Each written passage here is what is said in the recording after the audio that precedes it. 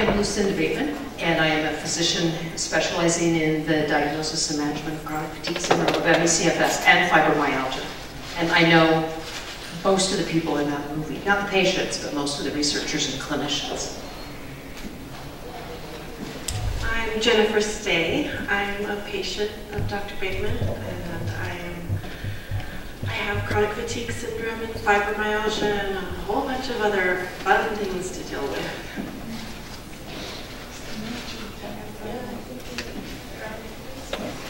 I'm Suzanne Vernon, and I'm the research liaison at Bateman Horne Center.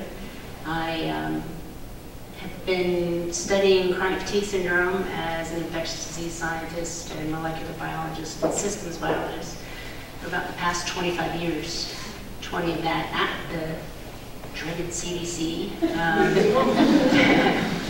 then 10 in the nonprofit world, and now with the Bateman Horne Center.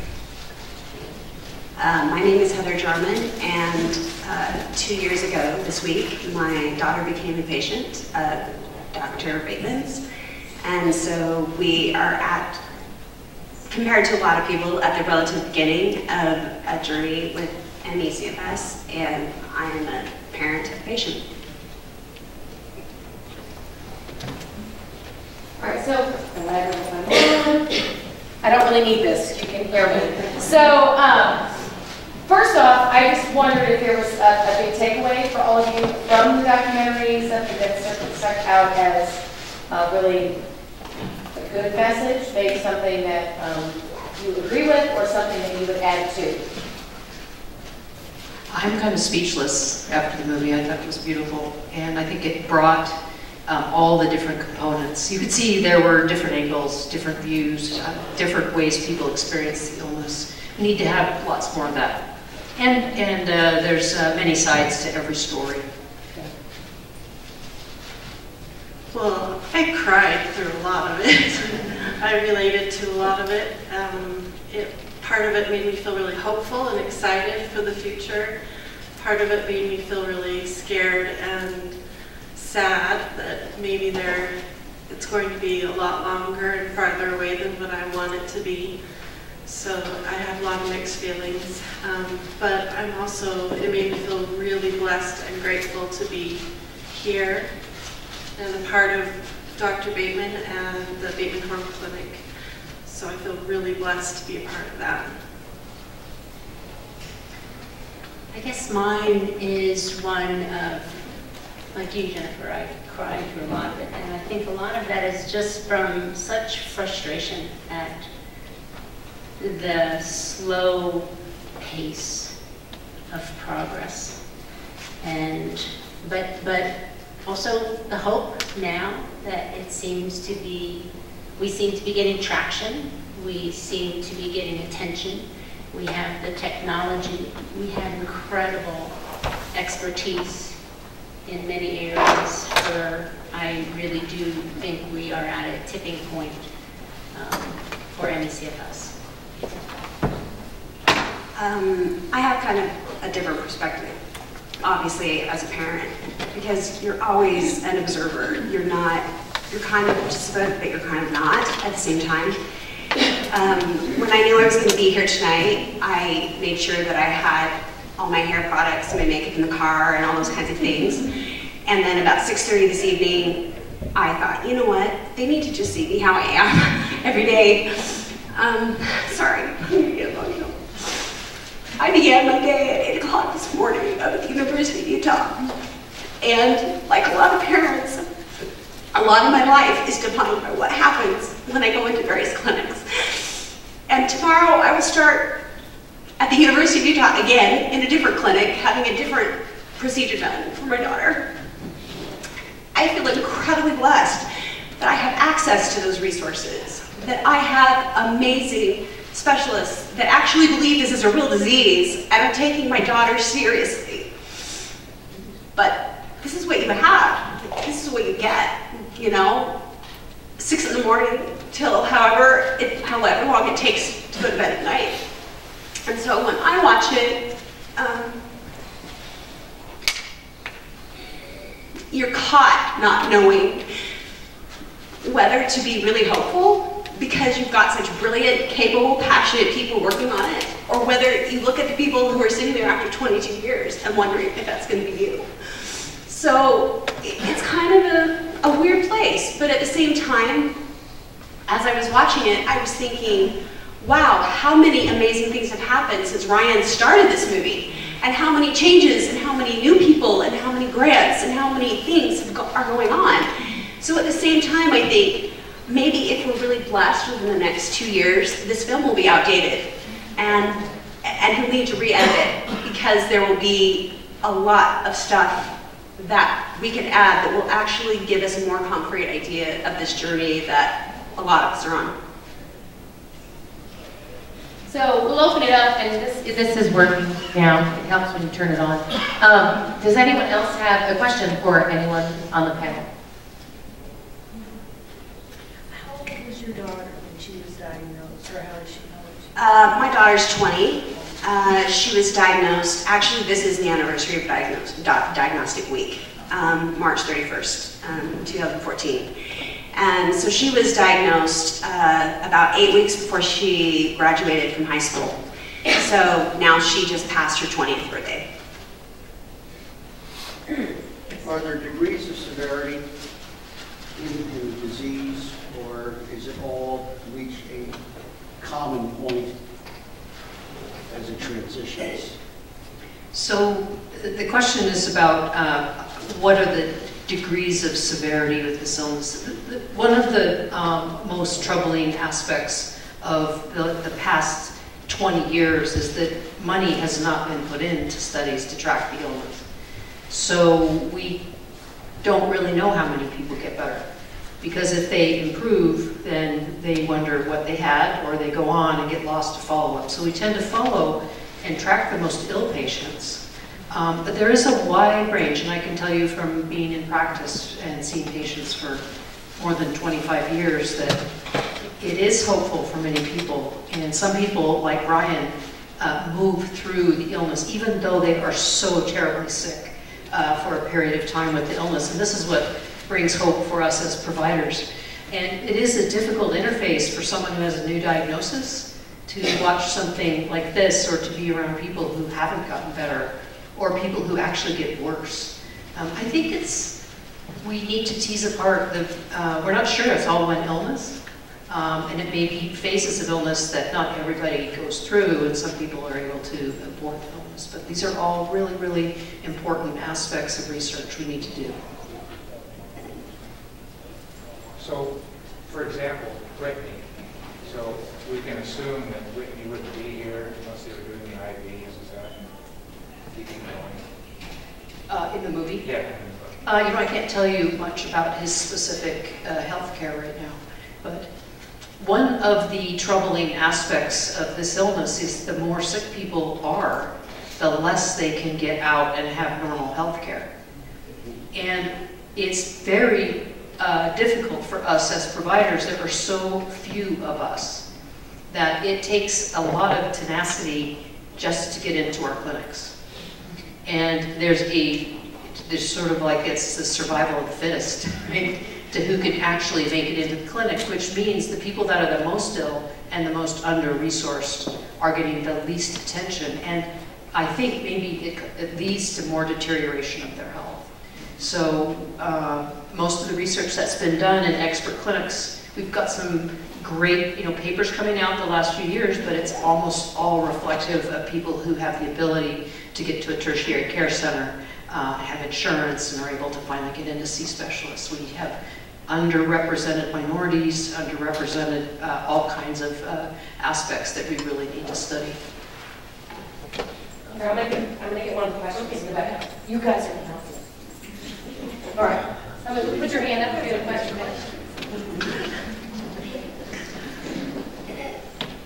I have a question for Cindy, but I did want to say that I'm a fibromyalgia patient and a long-term patient of Cindy's, and I am doing great. And I work full-time, I'm a manager at a hospital, so not everyone is that sick. So thank you for all the help over the years.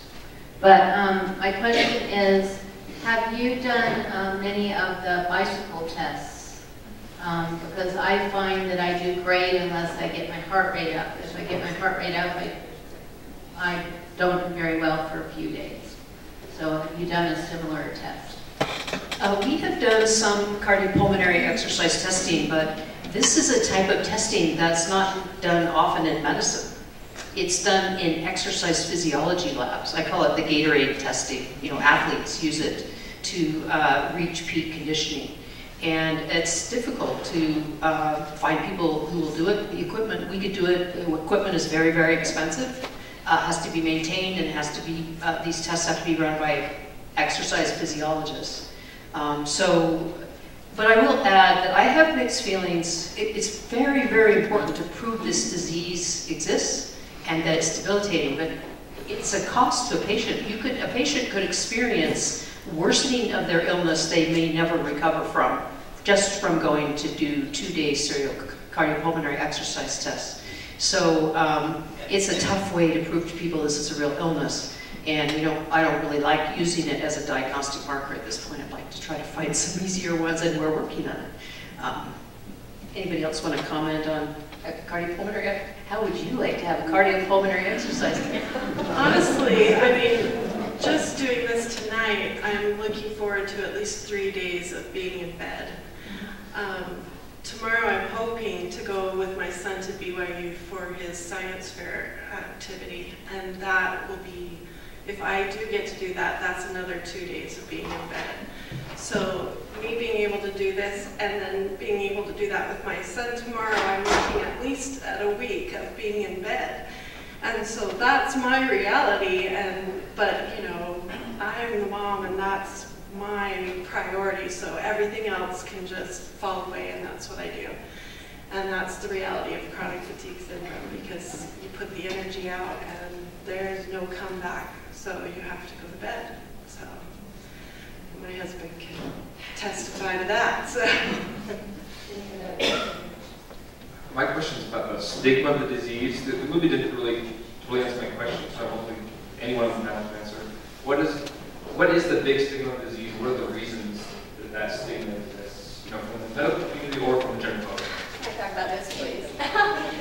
I'm sure that everybody has their experiences with it, but having been dealt with this in a fairly recent way, first of all, a significant percentage of people don't believe it exists. They believe that it is made up, that it is something that psychologically weak people or weak-willed people who are looking for excuses not to work or not to participate in life come up with. When my daughter was diagnosed, I had family members that actually insinuated that because she was graduating from high school, she was feeling insecure and that she wanted to stay home and that she was afraid of leaving home, and so she was self-sabotaging, and that I was enabling her, and that maybe I needed to suck it up and push her out and push her harder. And I mean, these are the people who are the most, these are like my parents. So these are people that are an incredibly important influence in my life. And then you're surrounded by the teachers who look at your daughter and say, well, she looks fine. I don't understand what the problem is. And then you have the vast majority of neighbors and associates and people you run into on the street, and you don't even want to tell them what you have, because inevitably the next question is, have you been tested for Lyme? And then they go into a host of other, alternative practices and this and that and the other thing. And so really, it is the absolute most condescending thing that you could do, because anyone who knows my daughter knows she was valedictorian of her graduating class. She has a 4-year presidential scholarship to a university. She is one of the hardest working people I've ever met in my life, and that may be one of the reasons why she got sick. And the fact that people look at her and they think less of her if she tells them what illness she has is so far beyond unacceptable that there just aren't even words to really describe what it's like. And like one of the men in the movie, we say frequently, wouldn't it be wonderful if she got a cancer diagnosis, because then we get ribbons and support groups and we get Remembrance Months, and we get, you know, all kinds of resources, and everybody, when they hear cancer, is like, oh wow, you've got cancer, I'm so sorry. What can we do? Can we bring you a casserole? When you tell somebody that your child has chronic fatigue syndrome, or you tell someone that you have it, they kind of look at you and it's like, well, you know, I'm really tired too. And so essentially what you do is you already have this incredibly isolating illness because it does take so much out of you.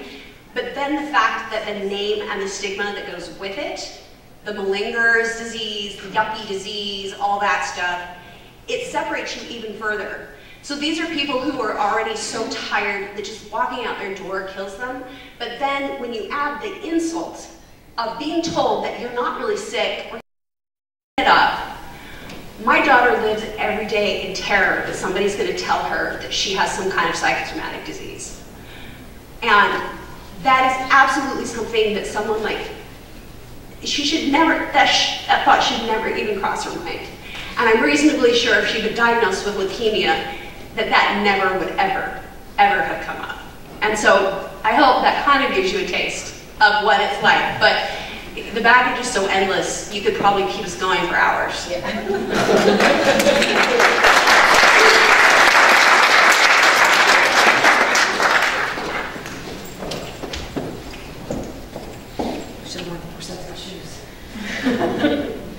So I got sick 10 months ago and was just recently diagnosed with it. Am I not loud enough? I feel like I'm yelling. And I was just talking to someone earlier because I just keep, you know, what we read and watch and stuff, everything has just been saying, take it slow. And my question has always been, what am I supposed to take slow? And she kind of told us what to do, and that it can help to do it early on. But my question with that is, will that cure it? So will that, if I do that, will that cure it, make you not have it anymore? The word is pacing. It's kind of becomes your whole entire life is all about pacing.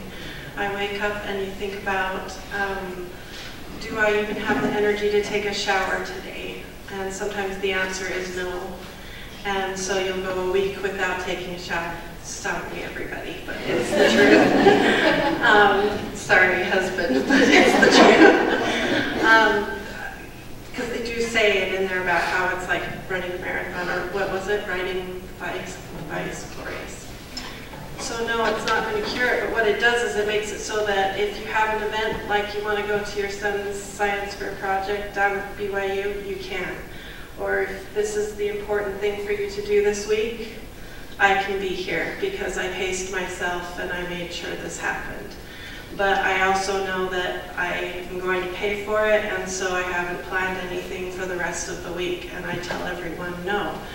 Or if my husband wants to go on a date with me at the end of the week, then I tell him, yes, we can do that, but this means maybe I can't clean, which I haven't cleaned in I don't know how long. We have neighbors that come in and help with that.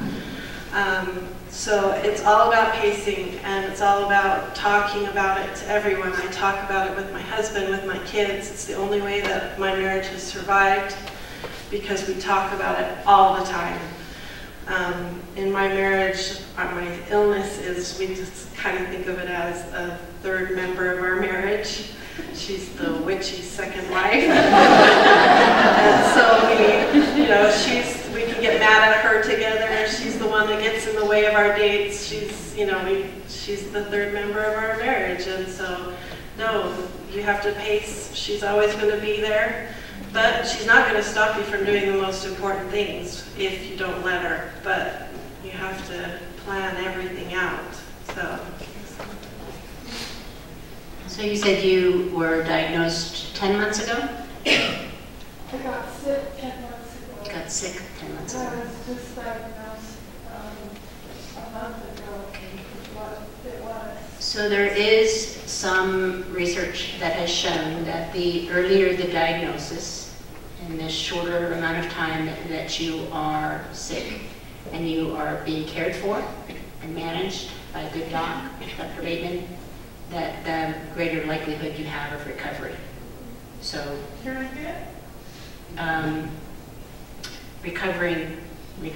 yeah, I don't think we really know cure rates, but we do know that people can recover if they're detected early and treated early.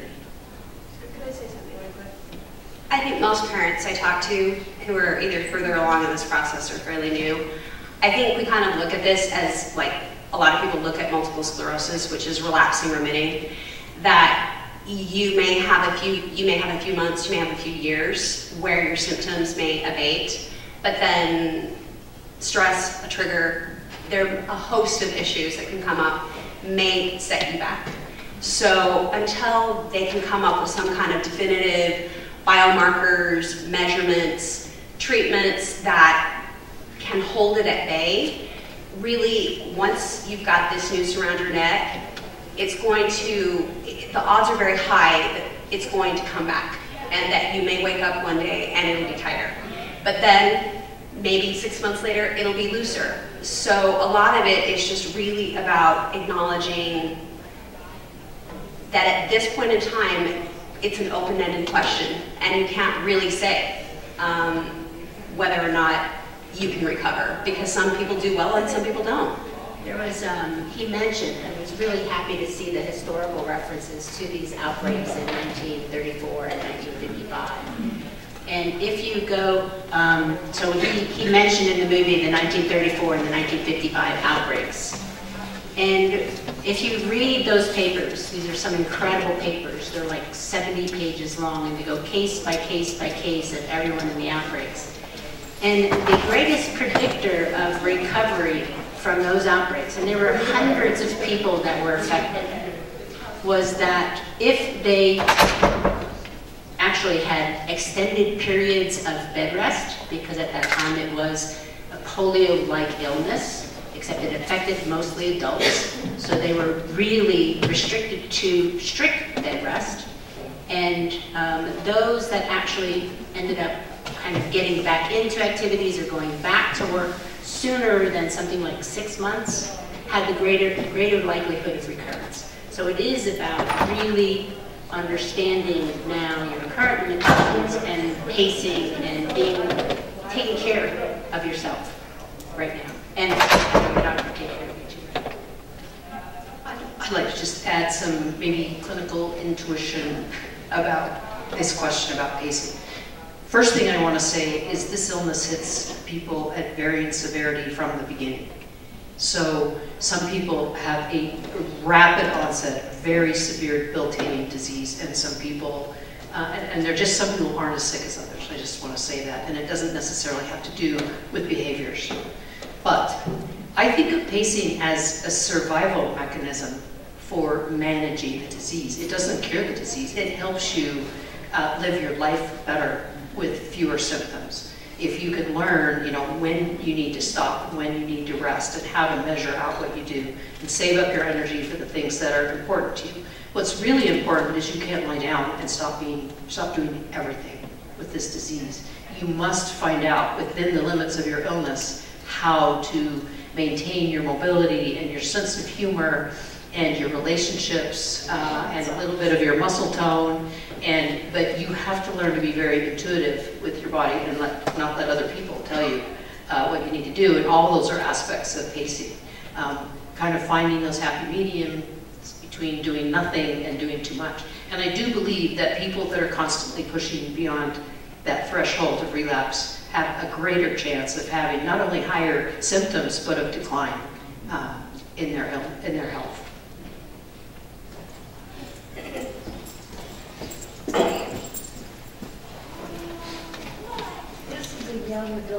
Back to those, I'm sorry.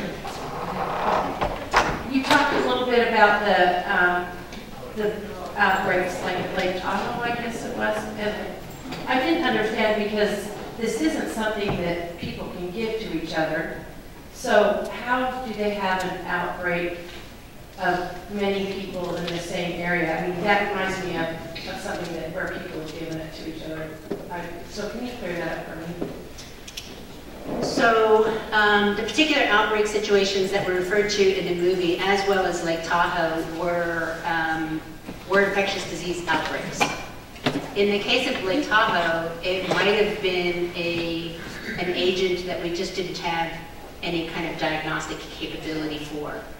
And because at the time in the literature there is this thing called chronic Epstein-Barr virus disease, which Dr. Peterson and Cheney thought was very similar to what they were seeing going on in Glen Village. That's why the CDC came in and they did all the serological testing, and it turned out that everybody had kind of this immune reactivity to EBV, so they couldn't necessarily peg the EBV reactivity to the disease. My suspicion is, and so is Dr. Peterson's, I've talked to him about this before, is that it was some agent that we just didn't know existed back then. And that was the same way with the 1935 outbreak or 34 outbreak and the 1955. They were infectious outbreaks that we just didn't have the diagnostics for. We didn't have the technology for. Can you clarify what you mean by an agent? An infectious agent, a pathogen. Like a Zika virus, like a chikungunya, like a, you know, all these wild emerging things that have actually been going on for many years now, but now we have the technology to be able to identify them. Or it could be like a mold, or yeah, it could be some kind of infectious pathogen. And those people did have the ME/CFS in those groups. Something. Oh, okay. It was something that looked clinically like what we call ME/CFS today. It's really recognized that there are cluster cases like that, and also completely non-clustered cases that just occur randomly all over. But when it occurs in a cluster, it gets people's attention, right? There's a lot of people together, similar symptoms, and it allows you to, it's really what draws your attention to the illness historically. But we don't know we don't think these outbreaks necessarily are the same virus or pathogen or whatever, but a similar process that occurs. And so we're trying to learn from them. You're next to I don't know when this movie was filmed, but the president said he was going to talk to somebody about getting more money. Did that ever happen? Anybody want to take that? Any federal money? Any grant money? You know, Anybody? the timing, he was speaking to an advocate, you know, some people we know who were standing up and speaking in that meeting, and nobody knows what happens behind closed doors, but a lot of activity has been building since then. And Can you just speak very quickly about, we had the voice of the patient and the IOM and some of those things on a federal level that we feel like are maybe moving the flywheel? I think it really did. It put the wheels in motion. So after that, which happened in 2012, the following year, the FDA had this big regulatory set of workshops, and the first one that was held was for ME/CFS, the Patient-Focused Drug Initiative for ME/CFS treatment guidelines. And then that actually kind of spurred the way for the Institute of Medicine, which is the medical branch of the National Academy of Sciences, to form a committee, of which Dr. Bateman was one of 14 or 16 committee members, to come up with to redefine CFS into the diagnostic criteria for ME/CFS. And then at the same time, along the same kind of parallel track, the National Institutes of Health, who Obama said he was going to talk to, held also kind of a meeting to really define the research criteria and the pathways to prevention rate. So all of these kind of parallel efforts have been happening at the agency, the federal agency levels, that I think are going to, result in the increased funding that we need to have at NIH. Question. So could you talk about the connection between ME/CFS and fibromyalgia? I didn't hear the first part. The connection between ME/CFS and fibromyalgia. That's a I had to go on TV. What was the interview on? Anyway, and he didn't tell me what he was going to ask me, and that was the question he asked me when they were, and he put it out, and I said, ugh. I wasn't thinking about that. So, the term fibromyalgia is also defined by a case definition, and it is basically if people develop widespread pain and pain amplification. There are some specific criteria we don't have to go into. They meet the criteria for fibromyalgia, and we've learned quite a bit about it as a problem in the central nervous system, amplifying pain, and it's characterized by not only the pain, but fatigue and problem sleeping. If you just look at the symptoms, it looks like they're sort of describing the same thing, because the ME/CFS criteria also talk about pain and fatigue and sleep and cognitive issues. But remember, these are case definitions that just group people by symptoms. And these are symptoms that aren't specific to a single disease. So we're hoping for more and more biomarkers. In general, patients who only have fibromyalgia I can say that maybe in the context of this movie because it's a very difficult systemic illness that is experienced by a large number of people. But it's more responsive to medications, it's more responsive to exercise. They're in a way that we've made more progress in our ability to treat it. And many of the same interventions just don't work very well in people who meet the ME/CFS criteria. And what we're trying to do is, instead of lumping everybody across the spectrum of fatigue and pain in one pot, trying to understand how to segment them into different subsets that will help us move down the path of understanding. And there may be related aspects to these illnesses, because many people with ME/CFS, either at the beginning, and if not at the beginning, go on to develop a bit of widespread pain. But I can tell you it's not as easy to treat as it is in people with a more simple fibromyalgia-like presentation. So they're all very, very difficult chronic illnesses that we need to support and work on. We have a question here. Has it been shown that ME/CFS can be genetically predisposed? There is quite a bit of research across the fields of fibromyalgia and chronic fatigue syndrome that suggests there may be a genetic predisposition to the illness.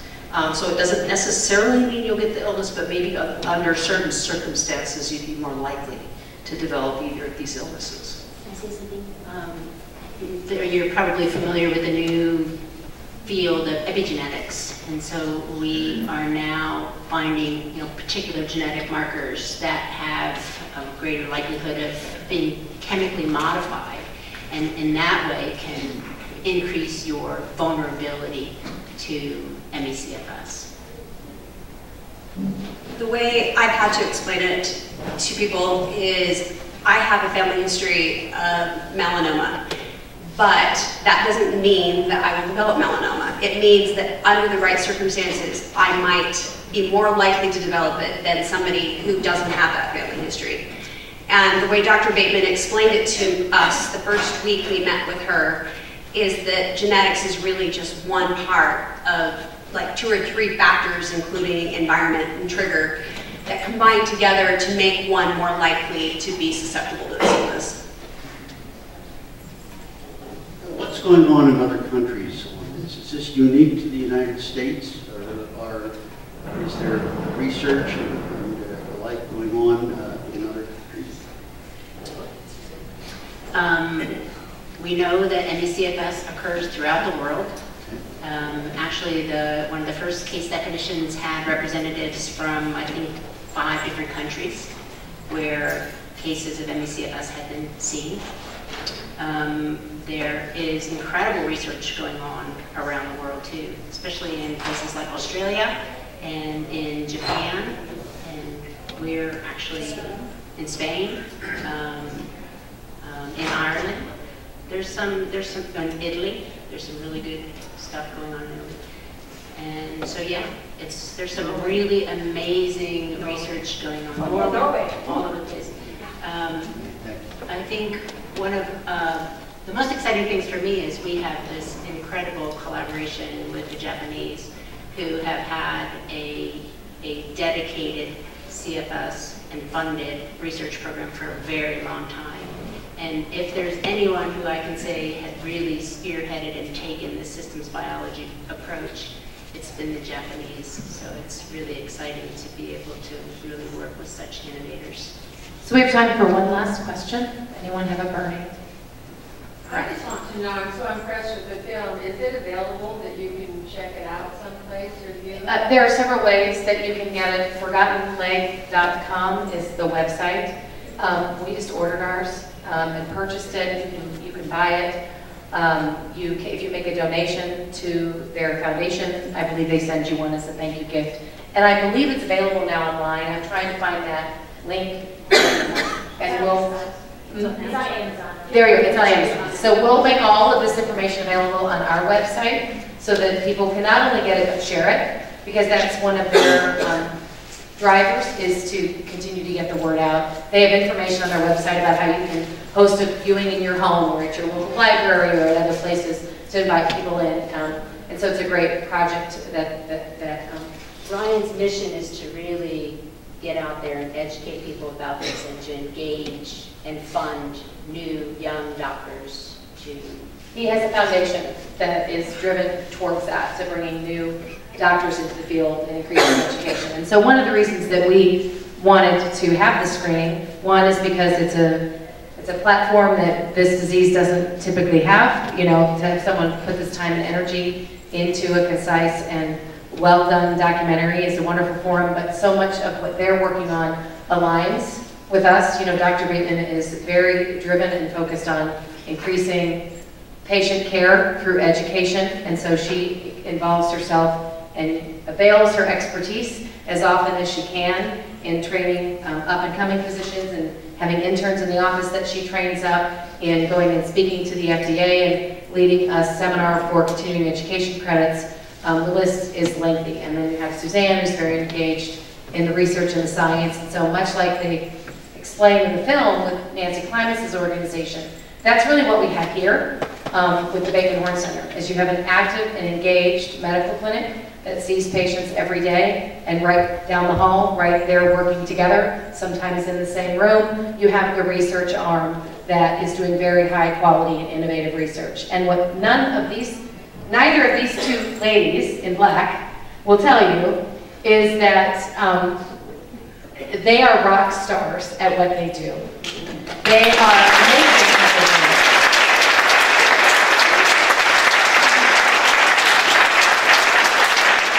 Their ability and their opportunity to dramatically, positively impact and accelerate the rate of progress for ME/CFS and FM, I believe, is unparalleled because of the way they approach it, because of the way they collaborate, because of the way they look at all sides of a problem, because of the way they are relentless, and because of their incredible compassion and their deep care.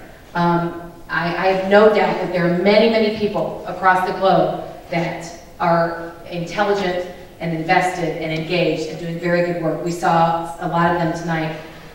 But there's a whole chapter that's missing when you don't know about these things. And so it's very important for us to continue to get the word out. Much like the ecosystem of ME/CFS is at a tipping point, so is the work of the Bateman Horne Center.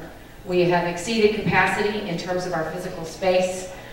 We've exceeded capacity in terms of the amount of patients that we can see, and we know that we need to increase both. And so we are very supportive of all the work that's going on out there. We're supportive of the work that Ryan is doing through the Blue Ribbon Foundation.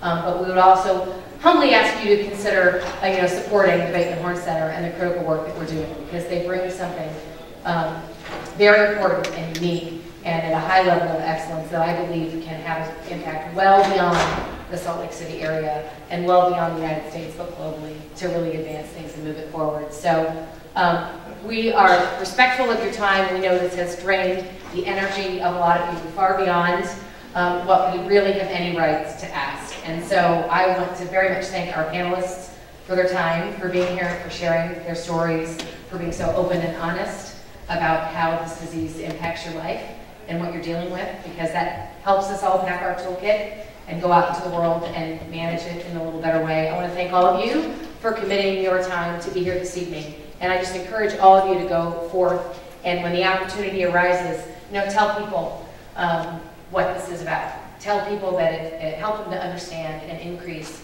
their compassion, their care, their engagement, their knowledge.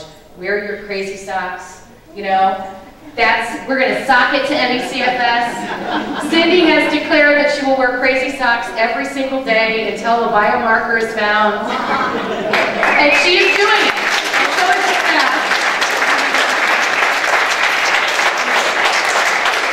And so wear your crazy socks. Go out and get the craziest socks you can find. Wear them with your suit. Wear them with your skirt. And when people say, "What's up with those crazy socks?" then you can tell them about what you've heard about here tonight or what you're living. And so again, thank you very much for being here.